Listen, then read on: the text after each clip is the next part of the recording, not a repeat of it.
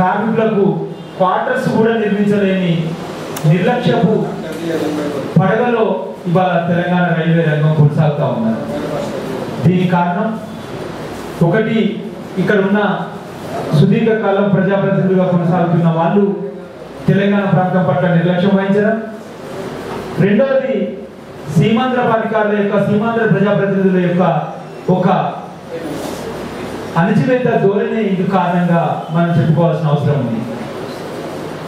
వీటికి వ్యతిరేకంగా ఒకవైపు పోరాడుతూనే రెండో వైపు రాష్ట్రం ఏర్పడితే తప్ప మరో మార్గం లేదు అనే ఒక మౌలిక సూత్రానికి అనుగుణంగా పోరాడినప్పుడు మాత్రమే తెలంగాణ వస్తుందని తెలియజేసిన రైల్వే జేసీ ముత్తయ్య గారికి ధన్యవాదాలు తెలుపుతూ ఇప్పుడు అన్వర్ పటేల్ గారిని మాట్లాడాల్సిందిగా కోరుతాం. అధ్యక్షులు మరియు వేదిక పైన ఉన్న పెద్దలు, సభ ముందున్న పెద్దలు, చాలా సమయమైంది, చాలా కలుషితమైంది కనుక కొన్ని విషయాలు మాత్రమే మాట్లాడి మిమ్మల్ని ఎక్కువ బాధ పెట్టను అంటున్నాను. ఎందుకంటే ఒక మనిషికి మరి ఒక మనిషి, ఒక జాతికి మరి ఒక జాతి, ఒక ప్రాంతానికి మరి ఒక ప్రాంతం దోపిడీ చేసినప్పుడు, తగా చేసినప్పుడు, మోసం చేసినప్పుడు ఆ వ్యక్తులు ఏర్పాటు రాకుండా. ఎందుకంటే ఇది నా సొత్తు, ఇది నా పుత్తు, వాటి ఇంకా నేను ఏం చేయాలి అనేది మాట. ఇది వాటా నాది, నేను నిలబెట్టిన వాటి ఇంటుండు, అదే కొట్లాట తెలంగాణ. రైల్వే కూడా అంతే. అన్ని రంగాల కంటే ఘోరమైన రైల్వే జరిగింది, అన్ని రంగాల కంటే. ఇంత ఎందుకంటే ఈ రంగంలో ఎవరు నిష్ణాతులు లేరు, పెద్దవాళ్ళకి ఎమ్మెల్యేలు తెలియదు కనుక ప్రతిసారి దోపిడీ జరిగింది. ప్రతిసారి చిన్న ఉదాహరణ, 2001 సంవత్సరంలో ఆంధ్రప్రదేశ్ సౌత్ సెంట్రల్ రైల్వేకి సెంట్రల్ గవర్నమెంట్ 650 కోట్ల రూపాయలు కేటాయించింది. అందులో ఫెయిర్ షేర్ వాటా తెలంగాణకు 42% రావాలి, అంటే 277 కోట్స్ రావాలి. ఇచ్చింది ఎంత? 82 crores, 12%. ఆంధ్రాకి ఇవ్వాల్సింది 377 crores, ఇచ్చింది 568 crores, 191 crores ఎక్స్ట్రా. ఇది లూటీ అన్నమాట, ఎవ్రీ ఇయర్ లూటీ. ఎగ్జాంపుల్ ఇది, దీనికి మించి ఇంకా చెప్పవసరం లేదు. ఈ పక్క ఉదాహరణ కావాలంటే నెట్లో చూసుకోవచ్చు మీరు. Telangana only 82 crores for 12%. ఇది వాళ్ళ దోపిడీ.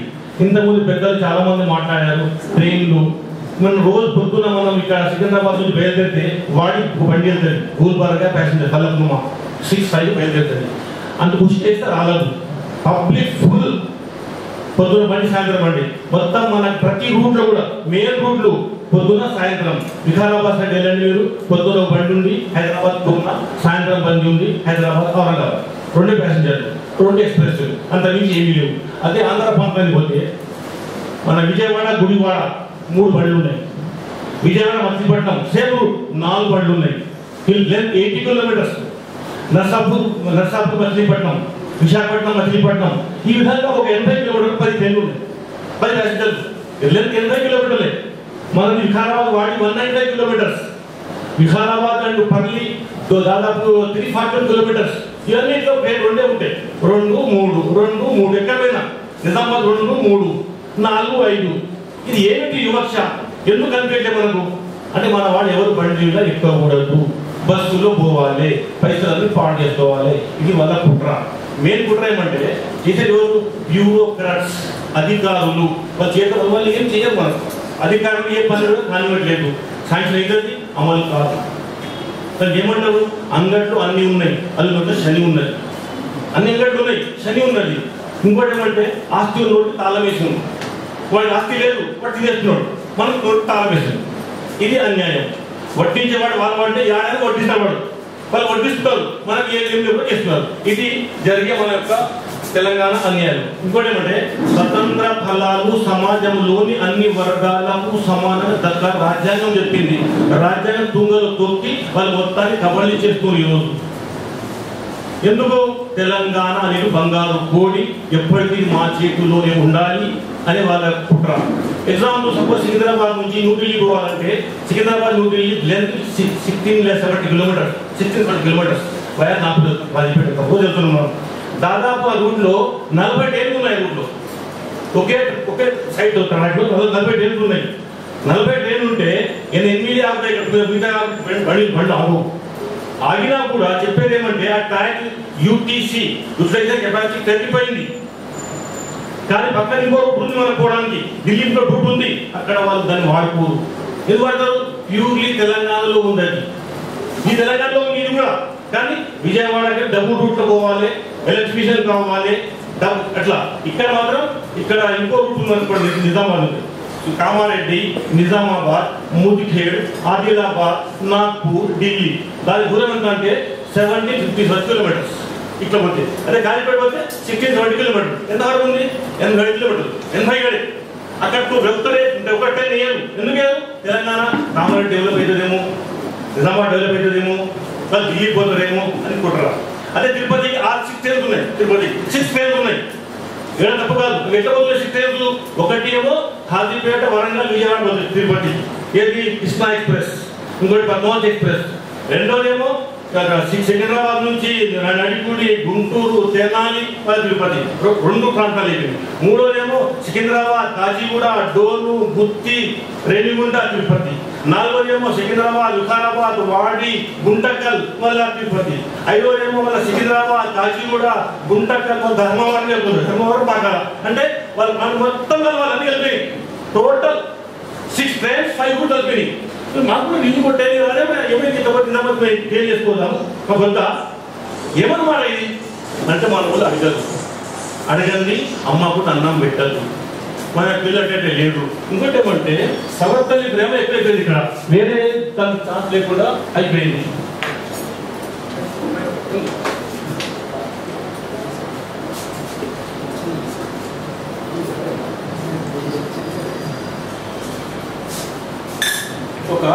ఒక కాలం మాట ఏమంటే,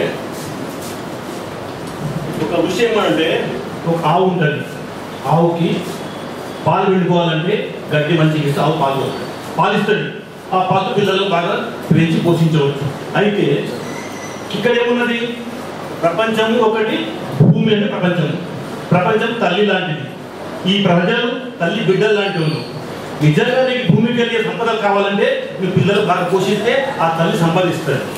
అదేవిధంగా ఆవు కూడా నువ్వు గడ్డి బాగా పెడితే అది పాలిస్తుంది, అప్పుడు పాలు తీసుకోవచ్చు. అది ఏమంటే, ఓ రాజా నీవు ముందుగా ఆవు గడ్డి బాగా పెట్టు, అది బాగా నీకు పాలిస్తుంది, అప్పుడు నువ్వు పిండుకోవచ్చు, వృద్ధి చేసుకోవచ్చు. తెలంగాణ ప్రజలు మేమున్నాము, మేము తల్లి బిడ్డలము, ఆ పాలు మేము తాగాలి. అది మనల్ని ఏం చేస్తున్నారు? ఏ పుట్టుకొచ్చు, నువ్వు ఏ పుట్టుకోవద్దు, ఎందుకు పోవద్దు. ఇప్పుడే చెప్పే నిజామాబాద్ సంగతి, నిజామాబాద్ చెప్పే కదా. హైదరాబాద్ ఇంకోటి ఏమున్నది? హైదరాబాద్ వెళ్ళి కోల్హాపూర్ ట్రైన్ ఎట్లా పడుతుంది? హైదరాబాద్, వికారాబాద్, వాడి, గుంటకల్, హుబ్లీ, మీరజ్, మన కోల్హాపూర్. లెంత్ ఎంత? 1000 కిలోమీటర్లు.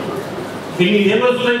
గుంటకల్ వస్తున్నది, అందుకని బళ్ళారి వస్తున్నది, వెళ్ళిపోతున్నది. ఇంకోటి మనం ఏమంటామండి, ఇంకోటి ఏముంది? దీని పేరే కోల్హాపూర్ హైదరాబాద్, ఇంకోటి తిరుపతి కోల్హాపూర్ హరిటే ఎక్స్ప్రెస్. అదే సేమ్ రూట్లో వస్తుంది. ఎట్లా వస్తుంది? తిరుపతి, రేణిగుంట, గుంటకల్, హుబ్లీ, మీరజ్ 2 సేమ్ పోతున్నాయి. మేమేమంటామంటే ఇట్లా మా ప్రాంతం ఉంది కదా, ఇదే ట్రైన్ హైదరాబాద్, వికారాబాద్, జహీరాబాద్, బీదర్, ఉర్వాడి, మీరజ్ పోవచ్చు కదా. లెంత్ ఎంత? 706 కిలోమీటర్. 300 కిలోమీటర్ తక్కువ ఉన్నది. లెంత్ తక్కువ 300 కిలోమీటర్. 300 పెంచుకోవాలి. ఈ కొల్హాపూర్ ట్రైన్ 300 ఎక్స్ట్రా పోతున్నది, 300 కిలోమీటర్. కొల్హాపూర్ ట్రైన్ ఇక్కడికి వెళ్ళి వాడి గుంటకల్కి వెళ్ళి 300 ఎక్స్ట్రా.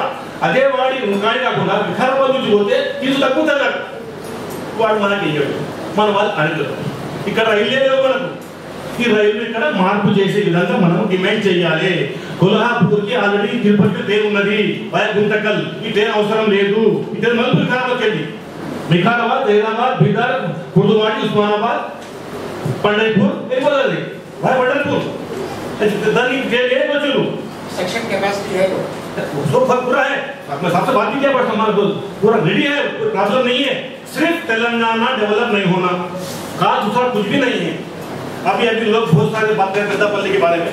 ये मेन लाइन है पेद्दापल्ली, तूर्पु पश्चिम तेलंगाना वारधि అది మన గుండెకాయ లాంటిది. మన ప్రజలు బాంబే కూడా మెయిన్ రూట్ అది. అది ఏర్పడితే బాంబేకి పెద్దపల్లి రావడం చాలా ఫాస్ట్కి వెళ్ళిపోవచ్చు. ఈరోజు బాంబే రావాలంటే హైదరాబాద్ రావాలి, మళ్ళీ పోవాలి. ఇది మార్గం ఏర్పడితే దాదాపు మొట్టమొదటి అయిపోయింది, 50 కిలో పెండింగ్ ఉన్నది. ఆ మార్గం ఏర్పడితే బొంబాయికి దగ్గర మార్గం ఏర్పడుతుంది. తెలంగాణ వాళ్ళు ఇక్కడికి వెళ్ళి పసుపు అమ్ముకోవచ్చు, రైడ్ అన్నీ అమ్ముకోవచ్చు, చాలా మంచి. కానీ దాని వాళ్ళు ఆంధ్ర వాళ్ళు చేయనివ్వడం లేదు. మెయిన్ మన ఊళ్ళకు ఏమి విషయాలు తెలియవు కనుక అప్పుడు నువ్వు అడగవచ్చు, నేనైతే ఏ పెద్ద రైల్వే ఉద్యోగస్తులు కాదు, రైల్వే సంబంధం తెలియదు.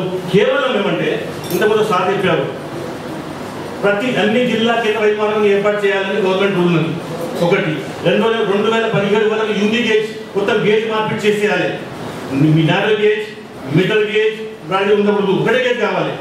మన రాష్ట్రం దాదాపు అయిపోయింది, కొన్ని ప్రాంతాలు ఉన్నది. అదేవిధంగా జిల్లా కేంద్ర రైలు మార్గం ఏర్పాటు చేయాలి. In Andhra Pradesh only 1 district, Medak district only without railway head quarter. దానివల్ల రైల్వేలోకి వచ్చాను. ఎందుకు మా జిల్లా కేంద్రం లేదు? మా జిల్లా బాబు ఏం చేసింది? మా జిల్లా కష్టం ఏంది? మా రైలు ఎక్కకపోతా మేము అదిగో పులిగా తయారైంది. పులిగా అంటున్నాడు, నాయన పులి వచ్చే అంటే మాకు నాయన రైలు వచ్చే తయారైంది. అది మెదక్ జిల్లా ప్రజలకు. ఇంకోటి ఏమంటే గత 30 ఏళ్లుగా మా జిల్లా నీళ్లు పోతున్నాయి, మాంజిలా నీళ్లు. ఆ వాటికి ఏం తాగాలని రూల్ ఏమంటుంది? As per UNO water act ప్రకారం పరివాహక ప్రాంత ప్రజల అవసరాలు తర్వాత ఇంకో నీళ్ళు ఇవ్వాలి. మరి మెదక్ జిల్లా ప్రజలకు వాళ్ళకు అన్ని కథం పెట్టి పెట్టడం రోజులు మరి మాకేం రైలు కావాలి? ప్రతిసారి కనీసం జిల్లాకు 20 TMCల వాటర్ లెక్క పెట్టుకుంటే ఒక TMC 30-20 కోట్ల ఇన్కమ్ వస్తుంది. 20 TMCలు అంటే 20 కోట్లు అంటే దాదాపు 6-7 కోట్ల రూపాయలు నష్టపోతుంది జిల్లా. ప్రతి ఇయర్ 700 కోట్లు నష్టపోతున్నాం. ఆ 700 కోట్ల 200 కోట్లు రైలు పెట్టలేవా? 20 ఏళ్ళుగా ఇందిరాగాంధీ అప్పుడు ఆమె గెలిచినప్పుడు వాదన చేసింది, నేను పటాన్చెరు, సంగారెడ్డి, జోగిపేట, మెదక్, అక్కన్నపేట, సిద్దిపేట మార్గం వేస్తా చెప్పింది. ఏమైంది మార్గం? ఆయన మార్గం కథ చేయాలి. కేవలం పటాన్చెరు 9 కోట్లు వేసిండు, మళ్ళీ తీసేసిండు. ఎవరు? బ్యూరోక్రట్సే. ఇది నడవదు, వినియోగంలోకి రాదు, బెనిఫిట్ లేదు. అక్కడేమో 2 డబ్బాలు ఇస్తుంటారు, 2 డబ్బాలు 3 డబ్బాలు నడుస్తుంది. అక్కడ ఫుల్ టైమ్స్. అక్కడ ఏమిటి ఇది? ఎంతవరకు నిర్లక్ష్యము? యాదాకా సహనం హద్దు ఉంటుంది. సహనం హద్దు దాటిపోయింది. ఇప్పుడు ये क्या बोलते हैं? कभी छल से कभी बल से. दोनों में छल भी है, बल भी है उनके पास. इसीलिए हम लोग निर्बल हो रहे हैं. निर्बल नहीं होना है हमको आगे निकलना है. और हमारे को ये मेन क्या है बोले तो गढ़वाल रायचूर खरीफ आ चुका है. ओनली 4-5 किलोमीटर पेंडिंग है. वो हो गया तो हमारे बहुत फायदा होता है रायचूर जगह चलने के लिए. और ट्रेन बहुत जरूरी है. मनोहराबाद से छाइए मोटा निजामाबाद इंपॉर्टेंट लाइन है. हमारा जो आज खराटा जोना पास मारा इन्नो इंपॉर्टेंट है. మాకు తెలంగాణ వాళ్ళకి ఎన్నో అవసరం ఉన్నాయి. మీరు ఇయర్లీ మా బడ్జెట్ మాకు అలా కేటాయించు. ఇచ్చే బడ్జెట్లో 40% మాకు ఇచ్చేసాయి.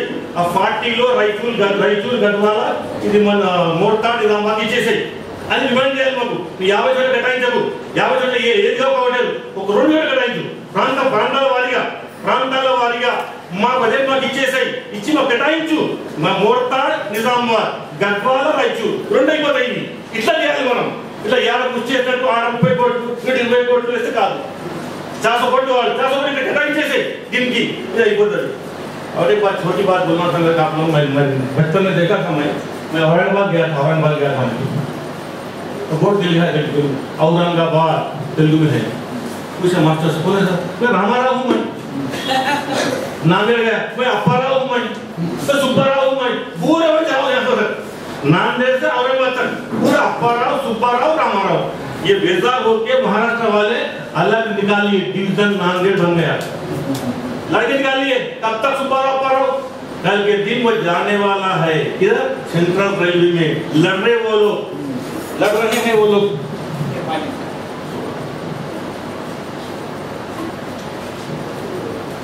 क्या बोल रहे? మేము ఎస్సీఆర్లో ఉన్నాం. ఎట్లా? విశాఖపట్నం దగ్గరనే. విశాఖపట్నం क्या बोले मालूम है? सूर्यप्रकाश कल बोला था మా సౌత్ సెంట్రల్ జోన్ లో విశాఖపట్నం కలుపుకోండి.